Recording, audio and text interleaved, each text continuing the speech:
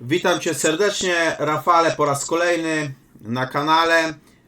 Witamy wszystkich naszych słuchaczy. Dzisiaj, jak widać, troszeczkę w tym wizerunku jest burza, jest sztorm.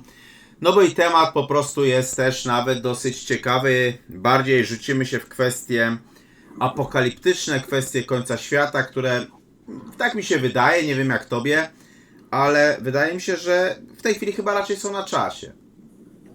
Tak. Witam serdecznie Ciebie, Arturze, i oczywiście widzów. Cieszę się, że znowu się spotykamy i znowu bardzo ciekawy, intrygujący temat. Myślę, że będzie dziś bardzo dużo zaskakujących informacji dla wielu osób, które do tej pory jak gdyby nie skupiały się nad tym problemem, jakim są przemiany na Ziemi. Pierwsza taka rzecz, która mnie tak naprawdę uderzyła, to znaczy, dlaczego ja ten temat nazwałem czterej jeźdźcy. Nazwałem go z bardzo prostej przyczyny. Dlatego, że ogólnie ten schemat czterech jeźdźców pojawia się w Apokalipsie świętego Jana. No i najczęściej mówi się, że pierwszym jeźdźcem była zaraza, drugim jeźdźcem była wojna, trzecim jeźdźcem był głód, natomiast czwartym jeźdźcem była śmierć. I tak się to ogólnie mówi. A tutaj niespodzianka. Ja sobie otwieram Apokalipsę świętego Jana i wcale tak z tymi czterema jeźdźcami nie do końca jest, powiem szczerze. Ponieważ postaram się przytoczyć, żeby było jasne. Apokalipsa, akurat fragmenty według Biblii Gdańskiej. Pierwszy koń, który się pojawia, to jest i widziałem, a oto koń biały, a ten, który na nim siedział, miał łuk i dano mu koronę i wyszedł jako zwycięstwa, ażeby zwyciężał. To jest pierwszy. Koń biały, prawda? Zwycięzca. Drugi, wojna. A gdy otworzył wtórą pieczęć, słyszałem, w które zwierzę mówiło: chodź i zobacz. I wyszedł drugi, koń rdzawy. A temu, który na nim siedział, dano, aby odjął pokój z ziemi, a iżby jedni drugich zabijali, i dano mu miecz wielki. Czyli drugi był czerwony, trzeci głód. A gdy otworzył trzecią pieczęć, słyszałem trzecie zwierzę mówiące: chodź i patrz. I widziałem, a oto koń wrony, czyli szary. A ten, co na nim siedział, miał szalę w ręce swojej. Prawda? I tutaj zaczyna się to odmierzanie: miarka pszenicy za grosz, 3 miarki jęczmienia za grosz i tak dalej, czyli kwestia głodu. No i czwarty koń. A gdy otworzyłem czwartą pieczęć, słyszałem głos czwartego zwierzęcia mówiący: chodź i patrz. I widziałem, a oto koń płowy. A tego, który na nim siedział, na nim imię było śmierć. A otchłań mu towarzyszyła i dana im jest moc nad czwartą częścią ziemi, aby zabijali mieczem, głodem i morem i przez zwierzęta ziemskie. Niby na pierwszy rzut oka wszystko się zgadza, z jednym małym wyjątkiem. Zgadza się z wyjątkiem tego pierwszego konia. Bo w Apokalipsie oczywiście jest mowa wcześniej o zarazie, jak najbardziej, ale pierwszy koń w Apokalipsie to nie jest zaraza, tylko to jest koń zwycięzcy. I tak to wychodzi, że bibliści ogólnie długo się zastanawiali nad tym, bo przecież ten koń zwycięzcy to mógłby być de facto Jezus, tak? Tyle tylko, że Jezus w Apokalipsie pojawia się dużo później, w innych relacjach i w innych konotacjach. A ten pierwszy tak naprawdę koń, to bibliści twierdzą, że to jest właśnie antychryst. Ktoś, kto w tym okresie ucisku, tak naprawdę okresie ucisku, wjeżdża i zapowiada. I stara się właśnie zwyciężać, wbrew pozorom. Może tak przechodząc bo to jest tak tytułem wstępu, jeśli chodzi o kwestie związane z tymi czasami ostatecznymi. Ja podejrzewam, Rafale, że u Ciebie tak samo wiele było kwestii typu tego, że na pewno też się obiło o Twoje uszy wiele kwestii związanych z różnymi rozmaitymi proroctwami dotyczącymi końca świata. Też tak na dobrą sprawę, bo wydaje mi się, że gdzieś tam te proroctwa w jakimś tam stopniu się przewijały. One się przewijały w różnych kulturach ogólnie. No i właśnie kwestia... Czy Twoim zdaniem przede wszystkim, czy Ty myślisz albo czy uważasz, że znajdujemy się w tych czasach ostatecznych, czy to może jakoś inaczej to troszeczkę wygląda. Mhm. No i ogólnie to jak przedstawia tą sprawę Apokalipsa świętego Jana, tak? Tak. Bo dobrze, więc ona przedstawia ją bardzo z perspektywy takiej fizycznej. Tutaj mamy takie znamiona, oznaki tego, co spotka ludzkość, co spotka cywilizację, można powiedzieć tak, w takim ogólnym wymiarze. Oczywiście są to głód, cierpienie, wojna, prawda, śmierć, wiele takich aspektów, które no, są typowo fizyczne i dotyczą jak gdyby takich potrzeb biologicznych człowieka. Ja patrzę na to wszystko troszeczkę z innej perspektywy, trochę może takiej perspektywy z dystansu, jako tylko element, mały czynnik do celu, bo w wielu podróżach sam osobiście otrzymywałem, to może bardzo wiele osób zaskoczy, informacja na temat tego, że nasz świat, może nie Ziemia, tylko chodzi o to, że tutaj też nawiążę do innej sprawy, do tego zasiewu ludzkości, który w tej chwili jest na Ziemi, bo według mnie takich zasiewów było kilka. My jesteśmy kolejnym z perspektywy jak gdyby takiej historycznej, zasiewem ludzi, które mają jak gdyby za zadanie oczyścić kolejny zbiór dusz, które tutaj w tej chwili doświadczają, które mają taki cel indywidualny i cel nadrzędny jako właśnie ten zbiór. I teraz w każdym z takich zasiewów na ogół występował taki kluczowy moment, w którym ta ludzkość musiała jak gdyby zdecydować albo pod wpływem tego momentu obrać nowy kierunek rozwoju.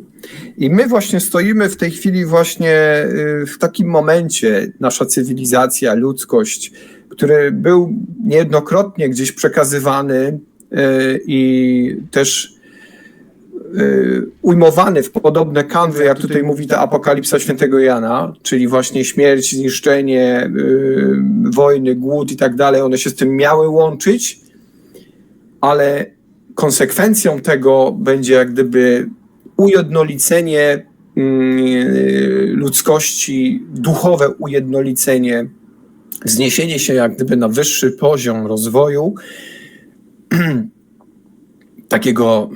takiej perspektywy widzenia tego świata, dostrzegania tego, co jest ważne w tym świecie naprawdę, co jest bardzo istotne w tym świecie, istotniejsze niż tylko i wyłącznie życie i utrzymywanie tego życia, podtrzymywanie go na gruncie takim bytowym, materialnym.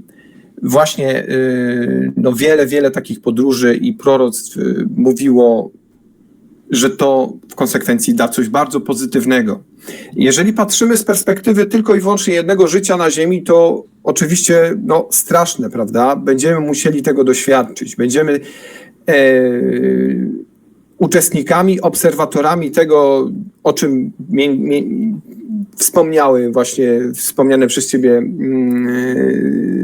skrypty, prawda, biblijne, ale oczywiście z perspektywy ludzkiej, takiej typowej ludzkiej, takiej doświadczalnej, no będzie pewnie ciężko. Oczywiście, że będzie ciężko, będzie wiele cierpienia, będziemy doświadczać głodu, braku wody, możliwe też zubożenia środowiska, które wpłynie też na jakość naszego życia, na pewno wpłynie, ale nie możemy patrzeć z perspektywy tego naszego życia, że konsekwencje te pozytywne przyniosą nam osobiście ten skutek pozytywny, tylko musimy patrzeć z perspektywy kolejnych pokoleń, które będą się rodziły już na tej ziemi, która dostąpi tego wzniesienia, tego oświecenia duchowego. Jeżeli oczywiście ktoś wierzy w reinkarnację, ja bardzo wierzę, uważam, że jest jedyną racjonalną wizją, jak gdyby tutaj tego doskonalenia się duszy, to my będziemy doświadczać tego, ale w kolejnych fizycznych wcieleniach, tego właśnie już innej perspektywy istnienia w tej rzeczywistości fizycznej, jaką jest Ziemia. Patrzę na Ziemię jako wielką szkołę intensywnego uczenia się, doskonalenia się dusz. I teraz nawiązując do literatury, bo oczywiście to, co teraz powiedziałem, było też między innymi moimi doświadczeniami spoza ciała fizycznego, kiedy konkretnie otrzymywałem informację, że właśnie ten XXI wiek jest tym takim przełomowym.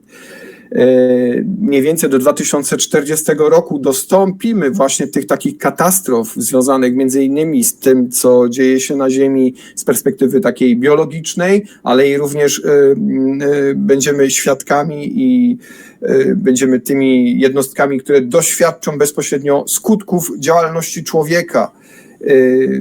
Mówię tutaj o wojnach, o tym takim postrzeganiu świata przez pryzmat ego. Szczególnie u osób, które gdzieś są na szczycie tej drabiny z klas społecznych, prawda, które dowodzą, które wydają bezpośrednie dyrektywy, które mogłyby wpłynąć na ten świat, żeby był inny, ale nie zrobią tego, ponieważ ten system, one są jakby z tym systemem bardzo związane. One są jakby tymi ćpunami ludzkiego życia i absolutnie nie sposób na nich wpłynąć, żeby cokolwiek mogli zmienić. Zresztą to jest nieubłagane. Nie możemy z tym walczyć. Co jest istotne? U podróżników poza ciałem, jeden z takich najważniejszych podróżników poza ciałem był Robert Monroe. U niego również ta informacja pojawia się. W drugiej książce jest rozwinięcie właśnie czegoś, co określił jako zgromadzenie.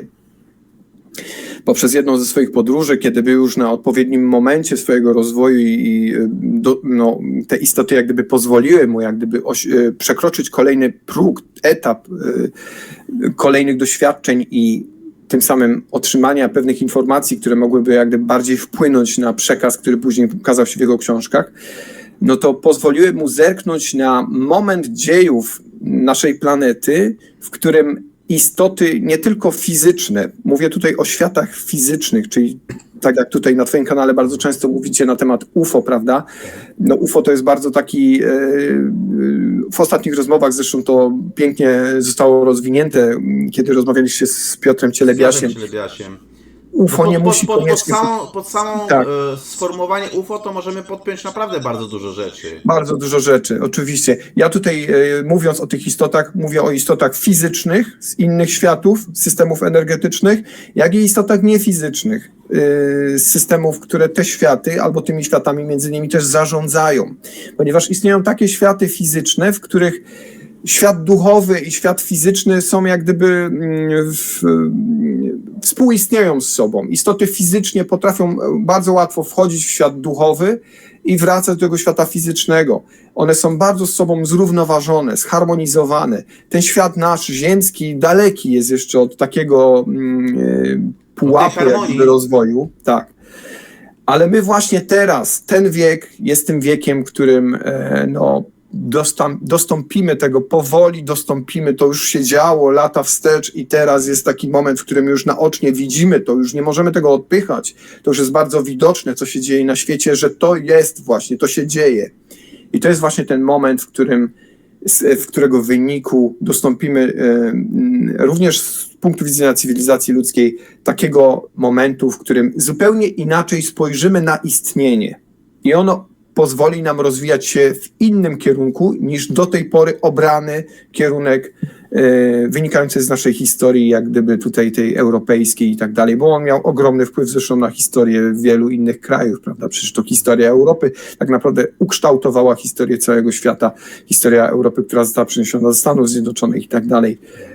Ale to musi się zmienić, to się musi zmienić. To nie znaczy, że zmieni się dlatego, bo ludzkość tak zdecydowała, ale taki był ogólny plan. Co nam to umożliwi? Nam, nie ludziom, nam, istotom duchowym w tym zasiewie.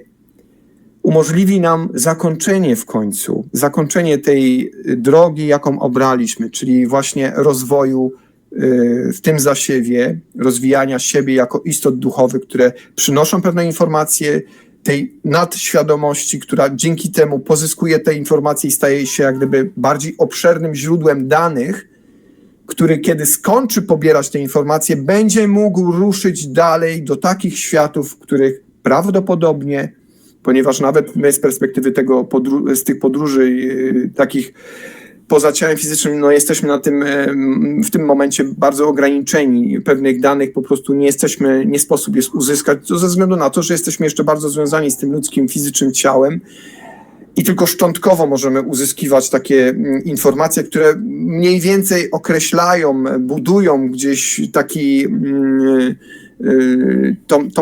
tą informację, co będzie dalej. A będzie to, że no, staniemy się jednością, razem z tą nadświadomością będziemy mogli budować kolejne światy fizyczne i znów w te światy wchodzić i badać je jako jednostki fizyczne. Świat niefizyczny jest tą matrycą, na której położone są te iluzje, jakimi są światy fizyczne.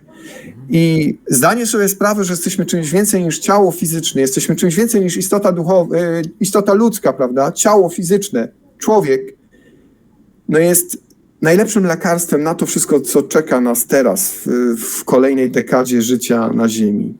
Ja może wejdę Ci w słowo, bo akurat odnośnie tych proroctw, ja specjalnie dałem tytuł 4 jeźdźcy apokalipsy, bo właśnie niektórzy twierdzą, że jeśli chodzi o tą zarazę, albo o tą pierwszą, czyli tego antychrysta, czyli znak antychrysta w ogóle, to niektórzy tam się upatrywali właśnie kwestii związanych z tą pseudopandemią covidową. Inni z kolei mówią, że drugi ten jeździec to miała być wojna. I teraz kwestia tej wojny niby rosyjsko-ukraińskiej. Ludzie, moje pytanie jest ogólnie takie, wiesz, czy tak to idzie, jak to było napisane w Biblii, czy też po prostu jest to taki scenariusz, który ktoś na siłę próbuje odtworzyć, bo równie dobrze możemy zobaczyć kilka innych dziwnych rzeczy, no bo możemy oglądać kwestie na przykład takie, że wiesz, wiele rzeczy jest robionych na siłę z boku. Ta wojna na przykład, która jest obecnie, jest naprawdę bardzo dziwną wojną, no nie? I to każdy musiałby zobaczyć, że jest to bardzo dziwna wojna, gdzie ja już jestem z tych czasów, gdzie oglądałem w telewizji stan wojenny i redaktorzy w telewizji, wiesz, siedzieli i wszyscy w mundurach wojskowych, bo jest stan wojenny, tak? I ja już tego typu manipulacje widziałem i teraz widzę tak samo tych samych redaktorów, którzy wszyscy mają wpiętą flagę Ukrainy i flagę Polski, tak? A wcześniej wszyscy redaktorzy w maseczkach siedzieli, nie? Po prostu, bo to tak straszliwe było. Więc takie mechanizmy, które na przykład, no, propaganda pewne rzeczy robi, nazwijmy to, prawda? Propaganda pewne rzeczy robi, a rzeczywistość wygląda inaczej. No bo przez 2 lata śmiano się przykładowo, wiesz, śmiano się z Rosji, co to przecież Dzień Zwycięstwa, przez plac Defilat przejechał jeden T-34. No ale wiesz, na dobrą sprawę to moglibyśmy się dzisiaj pośmiać z Ukrainy, bo Rosjanie przez 2 lata sobie spokojnie siedzą, a Ukraina ma cały sprzęt NATO i nie jest w stanie pokonać tego jednego T-34, który przejechał przez ten plac czerwony, prawda? No, więc doskonale widać, jak propaganda działa, widać, że zmasowane ataki na Kijów, tylko jakoś ci Rosjanie tak źle strzelają, wiesz, bo nie potrafią trafić w pałac prezydenta, nie potrafią trafić w parlament, zmasowane ataki na Odessę. 150, nie wiem, rakiet puszczonych. Liczba ofiar? 1. Więc też człowiek z boku, siedząc i słuchając, tak jak przez 2 lata słuchaliśmy różnych rzeczy, które były, a rzeczywistość była kompletnie inna. Tak, w przypadku tej na przykład wojny, która w tej chwili jest, siedzimy, słuchamy, co telewizja mówi, a rzeczywistość również jest dalej inna. Prawda? Natomiast chciałbym przejść w tej chwili, właśnie się zastanawiam, czy jest to, czy to idzie według tego, co Jan przewidywał w Apokalipsie, czy też po prostu ktoś na siłę ten scenariusz próbuje, nazwijmy to, odtwarzać. Ale chciałem zwrócić uwagę na jeszcze inną rzecz. Tych czasów ostatecznych, że fajne przepowiednie były królowej Saby na temat tego końca świata. Te przepowiednie zostały podzielone na 3 części i co więcej, niektórzy twierdzą, że 2 z nich to się już spełniły. To taka pierwsza grupa znaków wskazywała na to, że właśnie zbliża się ta zagłada cywilizacji i ona twierdziła, że nastąpi zapanowanie pieniądza nad światem. Według królowej Saby miał się rozpocząć w ogóle niesamowicie szybki rozwój technologiczny oraz zanik wszelkiej szczerości między ludźmi. Zwróć uwagę, Rafale, jak ciężko jest dzisiaj przykładowo w ogóle dotrzeć do człowieka, albo z człowiekiem rozmawiać, albo żeby człowiek powiedział, co myśli, co czuje, w którym punkcie jest, jak to w tej chwili na przykład zanika, prawda? To jest, powiem Ci szczerze, bardzo, bardzo takie ciekawe. Drugą grupą według królowej Saby był taki ekonomiczny przymus do pracy ponad siłę. Czyli będzie sytuacja tego typu, że ceny będą rosły niebotycznie i ludzie będą mieli naprawdę potężne problemy, jeśli chodzi z tym, żeby funkcjonować w tym świecie. Bo to zostanie jakoś tam wzięte, przygniecione. Natomiast trzecia grupa znaków to tak naprawdę miało być pojawienie się wielkiej suszy, poruszanie się, jakieś trzęsienia ziemi, no i wiele rozmaitych innych atrakcji, tak jak pożary, przykładowo tak jak to, co w tej chwili było na Hawajach, prawda? I to wszystko miało się, zdaniem królowej Saby, pocić krwią. Księżyc miał być krwisty, słońce miało być krwiste, no a w niektórych miejscach w ogóle gleba miała ogólnie wziąć i też płonąć. Też oczywiście Apokalipsa mówi o takich 3 dniach ciemności, prawda? Na końcu świata, które miały być. Co więcej, w przepowiedniach swoich, m.in. ojciec Pio również mówił, że dojdzie do czegoś takiego, jak właśnie te 3 dni ciemności. Te 3 dni ciemności były opisywane zarówno w Ewangelii Mateusza, jak i właśnie w Apokalipsie świętego Jana, prawda? To jest bardzo ciekawe, bo ta mroczna przepowiednia ojca Pio bezpośrednio jakby nawiązywała do Apokalipsy. Te dni miały być to właśnie, jak wspomniałem, 3 dni tej ciemności. I to też również zostało nadmienione ogólnie w Apokalipsie. Także jeszcze na pewno więcej, nazwijmy to, więcej przykładowo atrakcji nas ogólnie czeka. Jeszcze zanim przejdziemy dalej do tematu, ja postaram się przeczytać tą przepowiednię, ona jest dosyć krótka. Przyjdą ciężkie czasy, a gdy to będzie się działo, zatykajcie i zaciemniajcie okna. Nie wychodźcie na podwórko i nie wyglądajcie na zewnątrz, bo nie wytrzymacie grozy, która będzie szła. Tylko w pokojach bądźcie, uklęknijcie i módlcie się szczerze. Ze łzami w oczach proście: Jezu, nie każ nas, Jezu, ratuj nas, Jezu, wysłuchaj nas. Trzeba dużo prosić i straszna kara przejdzie po modlitwie i będzie jeszcze dobrze na ziemi. Co ciekawe, wiesz, Rafale, jakoś w większości tych różnej maści przepowiedni zawsze jest jakiś optymistyczny koniec, nie? Zawsze jest optymistyczny koniec, nie? Tak, dokładnie. Mogę tutaj też przytoczyć inny rodzaj, tutaj bardzo powszechnej, popularnej teorii w świecie jak gdyby tych ezoteryków, w świecie osób, które bardziej lub mniej traktują właśnie rozwój duchowy jako jakąś receptę na poprawienie nie tylko swojego życia, ale też na wpłynięcie, jakiś rezultat takiego pozytywnego rozwoju w skali takiej wieczności, jeżeli oczywiście też przyjmiemy tutaj jako pewnik wędrówkę dusz. I tutaj bardzo dużo osób z tego grona uważa, że Ziemia jest u progu przejścia do 5. wymiaru i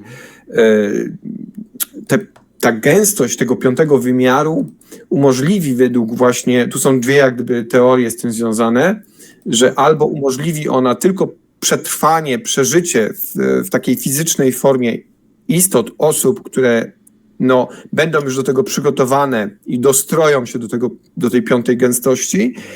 A druga teoria brzmi, że to nie ma znaczenia, bo Ziemia jest miejscem jako szkoła, które musi to przejść i nieistotne jest, kto przeżyje, kto nie przeżyje, bo i tak narodzimy się w kolejnych życiach. I teraz ja ogólnie optuję za tym, że jednak to nie będzie miało znaczenia, kto przeżyje, a kto nie, ponieważ jeżeli już myślimy z perspektywy takiej, rozwijam się duchowo, robię wszystko, żeby tylko przeżyć przejście do 5. wymiaru, no to już pokazuje, że mój rozwój jest jednak na takim poziomie bardzo materialnym, bo jednak zależy mi na tym, żeby przetrwać jako fizyczna istota, prawda? Z drugiej strony musimy pamiętać, że chodzi tu o gęstość która bezpośrednio wynika z ciała fizycznego. Jak wskazują niektórzy właśnie badacze tych światów niefizycznych, są światy, w których są istoty na poziomie gęstości 6, 7, 5. To są światy bardzo wysoko rozwinięte, a Ziemia jest w tej chwili na poziomie 3, 4. I to wynika po prostu z fizyki. Gęstość, czyli częstotliwość poruszania się cząsteczek, które składają się między nasze ciała. One nie są w stanie przejść do tej wyższej gęstości, ale niekoniecznie chodzi tu o dusze. Dusze po prostu nie są ograniczone ciałem, więc one prędzej czy później narodzą się w kolejnych ciałach, które będą po tej, jak gdyby w cudzysłowie, katastrofie, po tym katarsis rodzić się dalej. No będzie ich mniej, ponieważ to, o czym ty wspominasz, prawda, o tych katastrofach, to, co jest bardzo ważne z punktu widzenia wielu osób na Ziemi, ludzi,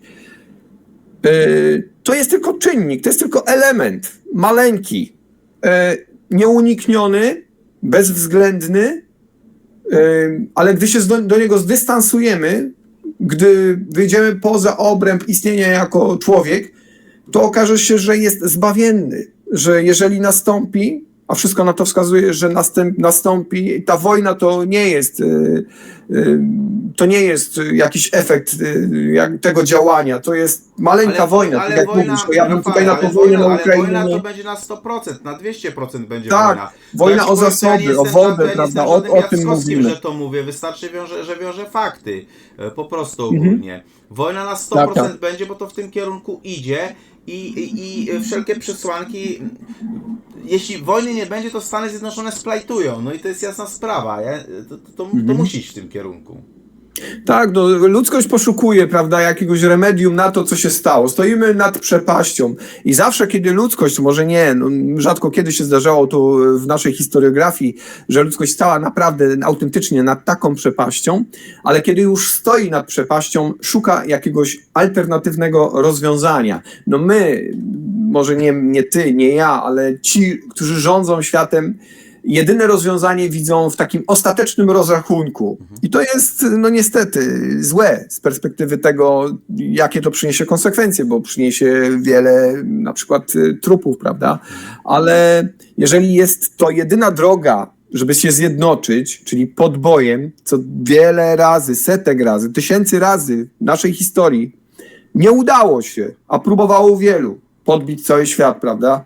Nigdy się to nie udało nikomu, ale jednak mimo to ciągle uparcie idziemy w tą ślepą uliczkę.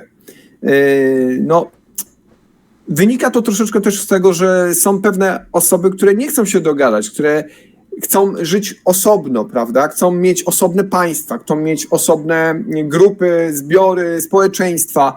No, jesteśmy jeszcze na takim poziomie rozwoju, kiedy jako całość, jako grupa, jako zbiór ludzkości tego nie rozumiemy, że to nie tędy droga. Również dla tych istot, o których bardzo często na kanale wspominacie, dla tych, które są na tym wyższym stadium rozwoju, nie tylko tego technologicznego, ale również i duchowego, no, nie możemy dostąpić do tej takiej cywilizacji wszechświata, fizycznej cywilizacji, dopóki nie zjednoczymy się jako Ziemia, jako ludzkość całej Ziemi po prostu. Wyobraź sobie podbój kosmosu, gdzie na każdej planecie stawiamy osobne flagi i znów walczymy o to, kto dominuje, prawda? To jest no, równia pochyła. No tak nie może być. Ludzkość musi się zjednoczyć. I elementem właśnie tej transformacji będzie zmuszenie nas do tego, żebyśmy się po prostu zjednoczyli jako ludzkość. Jak to jest możliwe? Dlaczego miałoby to nastąpić? W mojej ocenie i tego, czego udało mi się dowiedzieć poza ciałem fizycznym, no i oczywiście też wielu innych osób, w tym wymieniony Robert Monroe, Bruce Moen, Michael Newton. Po prostu w tych kolejnych pokoleniach, kiedy po tej takiej przymusowej depopulacji będzie ich mniej, dusze, które będą zasiedlać te ciała, będą na wyższym poziomie rozwoju, szybciej przypomną sobie pewne sprawy, cele nadrzędne i też inaczej pokierują tą ludzkością. Więc to jest właśnie to jest lekarstwo nieuniknione, które ocali Ziemię, ocali tą szkołę, bo tu nie chodzi o ludzkość, chodzi o szkołę. Ona musi prosperować. Jeżeli ktoś się z tym nie zgadza, jeżeli ktoś uważa, że absolutnie przecież to jest niewolnictwo, no nie powstrzyma tego. Jesteśmy małym trybikiem w tym wielkim narzędziu, jakim operują istoty niefizyczne tu na Ziemi, w tej perspektywie tego, czym jest Ziemia i tego, po co jest Ziemia. I nie zatrzymamy tego, bo jesteśmy tylko maleńkim trybikiem. To tak naprawdę tylko nasze ego przemawia przez nas, kiedy myślimy, absolutnie się z tym nie zgadzam, nie chcę, żeby ktoś ze mnie czerpał, żebym tu przez moje doświadczenia wysyłał jakąś energię tym światom, obszarom niefizycznym, w których ta energia jest potrzebna. Czy mówię tu o teorii Luszu. Nie ma sensu z tym walczyć. Ja jestem orędownikiem tego. Ja wiem, po co się urodziłem tutaj w tym świecie. Wiem, jaki jest mój cel. Między innymi moim celem jest to, żeby nie oświecać czy nawracać ludzi, ale przekazywać tą informację. Osoby, które są na nią gotowe, zrozumieją i wykorzystają to swoje życie jak najbardziej, jak najlepiej będą potrafiły. Będą się cieszyć każdym następnym dniem, każdą chwilą w tym fizycznym życiu i w perspektywie tego życia, kiedy będą umierały, będą zadowolone z siebie, z tego, że osiągnęły ten cel, który sobie powzięły, nim narodziły się w tym fizycznym życiu. I to jest bardzo istotne. Czy będzie ich dużo, czy będzie ich mało, to jest nieistotne. Realizuję swoje zadanie i chcę być z siebie zadowolony, kiedy opuszczę to ciało po raz ostatni raz, w ostatnim tchnieniu, kiedy będę umierał. Wszystko. To, co się dzieje, te wszystkie katastrofy, to no, możemy kpić, możemy drwić, możemy szukać jakichś teorii zapasowych, prawda, które dadzą nam tylko taki chwilowy czas na zastanowienie albo poczucie się pewnie, stabilnie, ale to jest tylko chwila, bo prędzej czy później przyjdą następne konsekwencje naszych działań, tu, naszej cywilizacji, która nieubłaganie od XVIII wieku dąży do tego, żeby zderzyć się z tą ścianą no, braku zasobów, braku możliwości rozwijania się ciągle w tym samym kierunku, prawda? Wszyscy chcą mieć więcej, chcą mieć lepiej, chcą tylko i wyłącznie doświadczać na tym takim gruncie materialnym. Uważamy, że pieniądze są remedium i ratunkiem dla tego cierpienia, dla bólu, na korzyść radości i szczęścia, a to jest absolutnie nie tak. Osoby, które rodzą się w bardzo bogatych, majętnych rodzinach, tak naprawdę rozwijają się znacznie słabiej duchowo niż osoby, które przechodzą jednak przez cykl cierpienia, przez cykl bólu, kiedy nie mogą doświadczyć tak wielu rzeczy, ponieważ są ciągle chronione przez te luksusowe wille, baseny i jachty. I teraz nadchodzi czas, kiedy też również ci bogaci będą musieli zdywersyfikować tak naprawdę swoje możliwości w tym życiu, bo nawet pieniądze w pewnym momencie przestaną mieć jak gdyby rację bytu i znaczenie. Nie wiem, jak ty się do tego odnosisz? Nie, no oczywiście to jest też jasna sprawa, powiem ci, Rafale, to jest też jasna sprawa, że łatwe pieniądze absolutnie, jak ktoś ma łatwy start, no to wcale mu to nie pomaga, tak?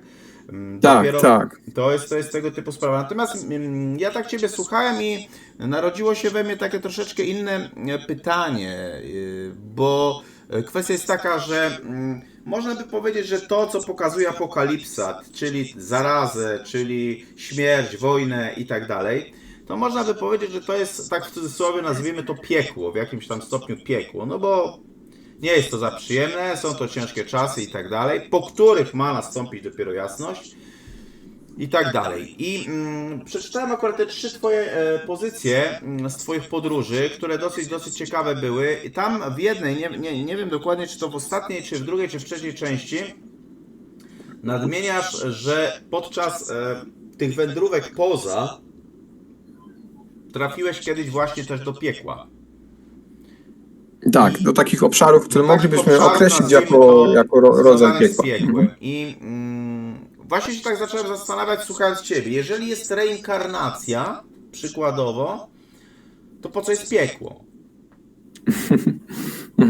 To nie jest wieczne piekło. Od tego musimy zacząć. Takie obszary, które w symbolice, jaką mamy tu z perspektywy naszego życia na Ziemi, można by było określić jako piekło, nie są takim ostatecznym piekłem, jak na przykład mówi to chrześcijaństwo, prawda? Są to tylko obszary przejściowe, obszary, do których trafiają istoty duchowe, które kończą swoje fizyczne życie i na ogół trafiają tam tylko i wyłącznie dlatego, ponieważ jest to najbardziej zbliżony energetyczno-emocjonalnie obszar do ich postrzegania, do ich czynów, do ich emocji, którymi kierowały się za życia. To nie jest tak, że ktoś ich tam wysyła za karę. Tak naprawdę to jest kara, którą same sobie te istoty stworzyły. Mało tego, te istoty nawet tam tworzą te światy, dokładając nowe obszary, nowe jakieś perspektywy i tak dalej. Są istoty, które tam po prostu całą wieczność z punktu widzenia naszego czasu takiego ziemskiego mogą spędzić i stają się bardzo takimi zatwardziałymi mistrzami tych obszarów, ale to prowadzi prędzej czy później do takiego totalnego zagubienia tych istot i nawet może tu kogoś zaskoczę, ale nawet do unicestwienia energii, jaką są te istoty. To się zdarza według moich takich informacji i danych bardzo niezwykle rzadko, unicestwienie w ogóle istoty duchowej, ale zdarza się. Czy ona jest unicestwiona totalnie? Nie. Ona jest po prostu pozbawiona jak gdyby tych cech świadomości i z tej energii tworzona jest kolejna jak gdyby istota, osobowość, duch, który w połączeniu z dużą dawką uzdrowiającej energii miłości jest w stanie kontynuować jak gdyby tą drogę, ale tamta świadomość jak gdyby przestaje istnieć. A więc coś takiego jak unicestwienie świadomości, takiej małej oczywiście, bo tu z punktu widzenia takiego patrzymy człowieka, który umarł i trafia do pewnego obszaru, jest możliwa. Takie obszary są i udało. Wydaje mi się, że trafiłem tam przypadkowo, ale z drugiej strony w zasadzie nie ma przypadków, więc możliwe, że miałem tam się dostać, żeby ewentualnie to opisać, żeby móc przekazać te informacje. Trafiłem dwukrotnie do takich miejsc właśnie, które mogę nazwać jako piekła. To są takie miejsca różne, prawda? Mogą być bardzo rozbudowane, mogą być bardzo takie zupełnie pozbawione tej ingerencji jakichś istot, które nadzorują tymi obszarami. Wtedy te istoty, które tam są, one naprawdę kierując się tak prymitywnymi instynktami, w zasadzie polują na siebie. To wszystko zależy też od tego, jakie to jest piekło, bo to może być piekło dla, sadystycznych morderców, a może być to piekło dla złodziei. To jest zupełnie inna perspektywa, prawda? Ale to też nie jest tak, że wszyscy, którzy za życia coś robili złego, trafiają do takich miejsc, bo wszystko zależy od tego, czy one zrozumieją jak gdyby stratę energii, która się dokonała poprzez czyny na ziemi za życia. Jeżeli tego nie zrozumieją, jeżeli sobie tego nie uświadomią, to zostaną przyciągnięte przez taki obszar. Jeżeli to zrozumieją po śmierci, to istnieje możliwość rekonwalescencji, naprawy, regeneracji i trafienia do obszarów, w których te istoty są w stanie połączyć się z tą wyższą świadomością i na nowo obrać jak gdyby nową perspektywę kolejnego fizycznego życia. Także to powiem tak, tamten świat, on jest niezwykle perfekcyjnie zbudowany i nie sposób tak naprawdę tak nawet w jednej czy w jakiejś encyklopedycznej książce czy tomiskach ująć wszystko, żeby powiedzieć tak jest i koniec. Nie, ciągle są pewne rzeczy, które odkrywamy i one może nie podważają tych wcześniejszych odkryć, ale dokładają, rozbudowują uszczegóławiają. Nie jesteśmy w stanie powiedzieć, jaki ten świat jest w 100%, ale powiedzmy, że na 80% wiemy na pewno, na 100%, że jest pozbawione jak gdyby takiego czegoś jak zło, prawda? To nie jest tak, że ten świat jest zarządzany przez istoty, które chcą nas wykorzystać. To jest jak jedna wielka fabryka, oczywiście trywialnie można by to było tak nazwać, ale fabryka do doskonalenia się dusz, do pozyskiwania jeszcze większej ilości danych, które sprawiają, że świadomość, która tym zarządza, jest potężniejszą świadomością, pełniejszą świadomością i dzięki tym może budować kolejne światy, dzięki którym właśnie jeszcze więcej może pozyskiwać danych, nowych danych, ponieważ tych światów, możliwości w ogóle jest tak niezliczona ilość. Mówię tutaj o fizycznym wszechświecie. Wystarczy tylko na przykład sobie zdać sprawę, że świat węglowo-tlenowy, w jakim istnieje tu ludzkość, prawda, nasza planeta, może nie być tylko jedyną perspektywą życia fizycznego w całym obrębie wszechświata. Mogą istnieć zupełnie inne światy fizyczne, w których życie może kształtować się zupełnie o inne możliwości takiego biologicznego funkcjonowania. I to już w ogóle buduje takie perspektywy rozwoju, o których nam się tu nie śniło na Ziemi, więc naprawdę jest nieograniczona możliwość tutaj rozwoju w tym wielkim, wielkim systemie fizycznego wszechświata, fizycznych wszechświatów. No i oczywiście tych systemów energetycznych, które są niefizyczne, bo trzeba też pamiętać, że nie wszystkie dusze i nie tylko rozwijają się w świecie fizycznym. Również w świecie niefizycznym pozyskujemy pewną wiedzę, którą możemy potem w tym świecie fizycznym przekładać właśnie w różnego rodzaju tworzenie, choćby na przykład ludzkich ciał, prawda, innych ciał, które będą w stanie dać nam możliwości doświadczania innych fizycznych światów. Więc po to się tu między innymi znajdujemy, żeby tego wszystkiego się nauczyć, żeby móc tą wiedzę przekazać świadomości, która potem dzięki tej wiedzy będzie w stanie zbudować, no, idealnie działający świat fizyczny na przykład, prawda? No może to zaburzyć już tak wiele w ogóle tutaj tych różnych informacji u osób, które nas słuchają, że może więcej już nie powiem, bo myślę, że to już jest bardzo duża rewolucja w ich głowach. Ja tylko wejdę w słowo i powiem, że po prostu w Biblii jest właśnie taki bardzo ciekawy, i to chyba nawet w Ewangelii Mateusza, tam jest ten cytat, który właśnie mówi o tych dniach trzech ciemności, o tych różnych rzeczach, co to będzie na końcu świata, o tych też jeźdźcach apokalipsy z apokalipsy. No i tam jest właśnie ten cytat, że kto wytrwa do końca, ten zbawiony będzie, nie? Także istota sprawy, ja powiem Ci, dzisiaj miałem bardzo ciekawą rozmowę z moim takim znajomym na temat poznawania samego siebie i na temat uczenia się. Ja cały czas dochodzę do takiego przekonania, że widzisz, pomimo z tego, że jestem już starym grzybem, w wieku przedśmiertelnym, nieopatrznie zaszły w latach, to sytuacja jest taka, że ja się cały czas uczę. Cały czas na nowo się uczę. A przede wszystkim też, wiesz co?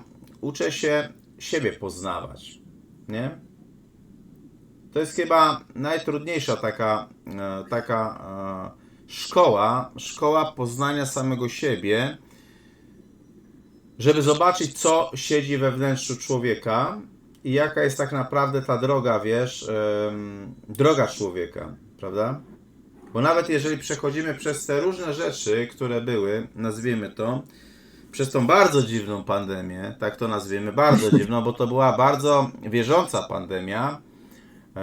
Ta pandemia atakowała tylko i wyłącznie święta katolickie. Jak nie były święta katolickie, to nie były, ona nie atakowała. Ta pandemia atakowała tylko i wyłącznie w kraje bogate, bo jakoś nie było tej pandemii strasznie szalenie dużo ani na Oceanii, ani w Azji, ani w bardzo biednej Afryce, gdzie nie można było nic kupić, ani pieniędzy wydębić. Ale ta pandemia ogólnie szalała w państwach dosyć majętnych. No i ten pewien etap przeszliśmy. Teraz przechodzimy przez ten etap właśnie, nazwijmy to, też równie dziwnej wojny, gdzie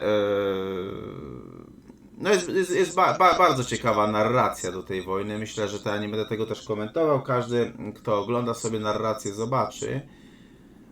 Natomiast jedna rzecz jest faktem. Faktem jest to, że dzieją się rzeczy niespotykane. Dzieją się rzeczy niespotykane. To jest moje zdanie. Bo jakbym Ci powiedział 5 lat temu, że będziesz biegał z jakąś maseczką, to byś mnie wyśmiał.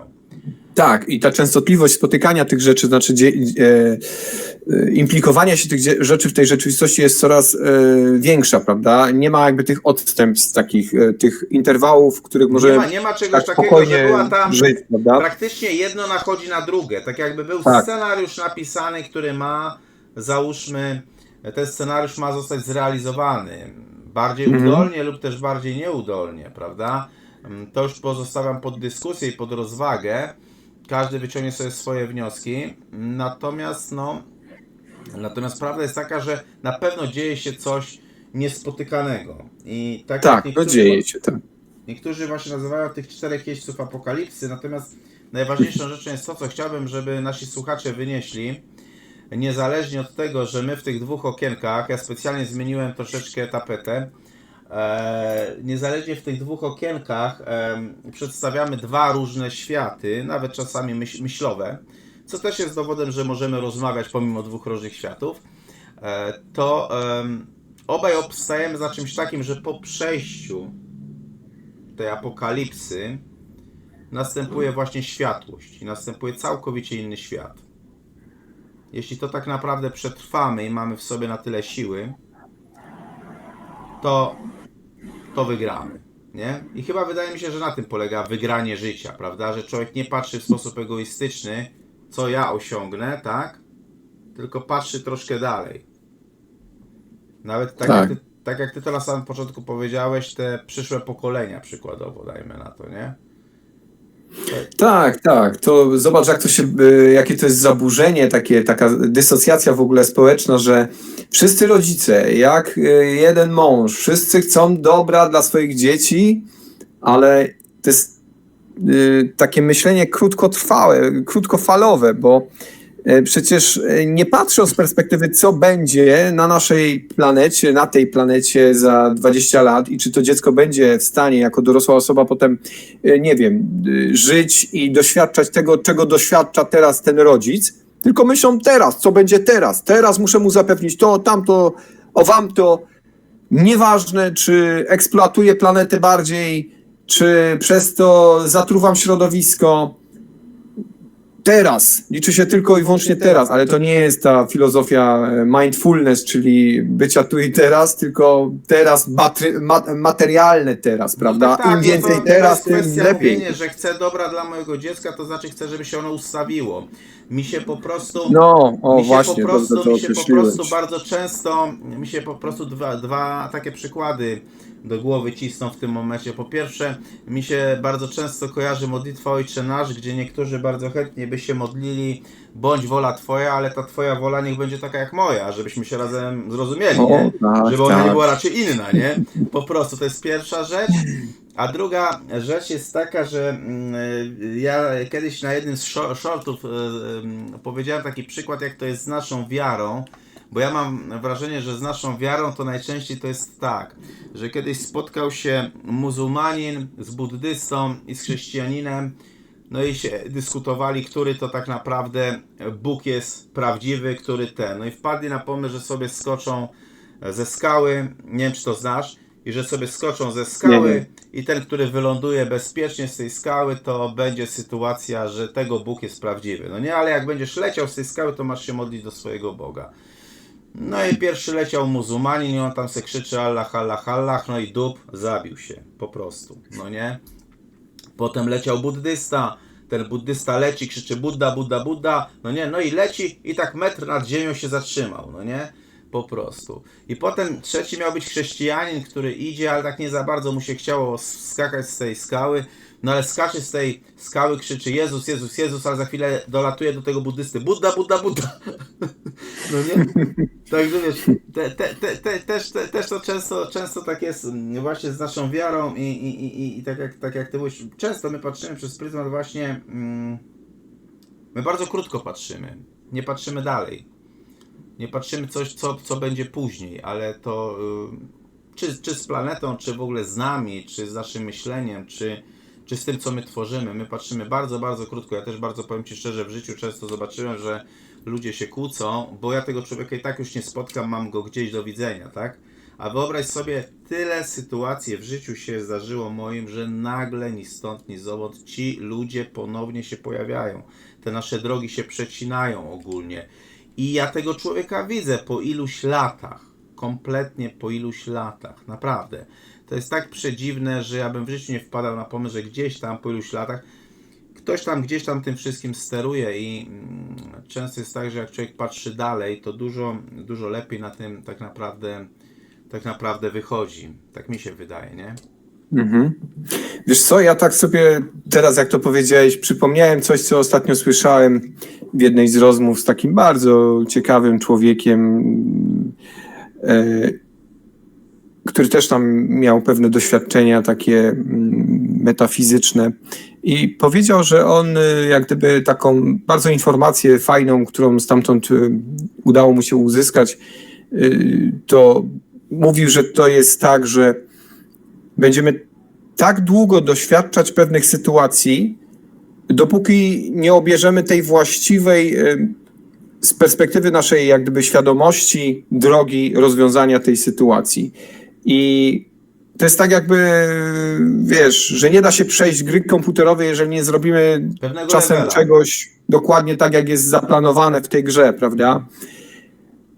A ta nasza tutaj ta fizyczna symulacja, w której jesteśmy, ona ma to do siebie, że tutaj bardzo szybko wracają te wszystkie rzeczy, których nie zrobiliśmy tak, jak powinniśmy je zrobić. I może to jest właśnie taka odpowiedź też dla ciebie, że możliwe, że dlatego pojawia się ta osoba, czy ta istota na twojej drodze, bo ciągle pewien jak temat gdyby nie został przerobiony. właśnie nie zrobiłeś tego, wiesz. Ja też właśnie myślę, że pewne tematy na przykład nie zostały przerobione, albo dany człowiek nie przerobił, bo nie wiem, w gniewie na przykład następowało rozstanie albo pożegnanie, a później nadchodzi pewien taki moment, że człowiek może ten temat przerobić, jeśli oczywiście będzie chciał, prawda? Ale jest to tak jakby druga szansa, no nie? Całą wieczność mamy na to. Jak nie w tym życiu, Arturze, to w kolejnym. Z pewnością. Dzięki ogromne Rafale za spotkanie. Jeśli Dzięki coś, serdeczne. to umieszczajcie wasze spostrzeżenia oczywiście umieszczajcie wasze spostrzeżenia przede wszystkim w komentarzach. No i naturalnie lajkujcie. Serdecznie pozdrawiamy. Trzymajcie się ciepło. Dzięki, cześć.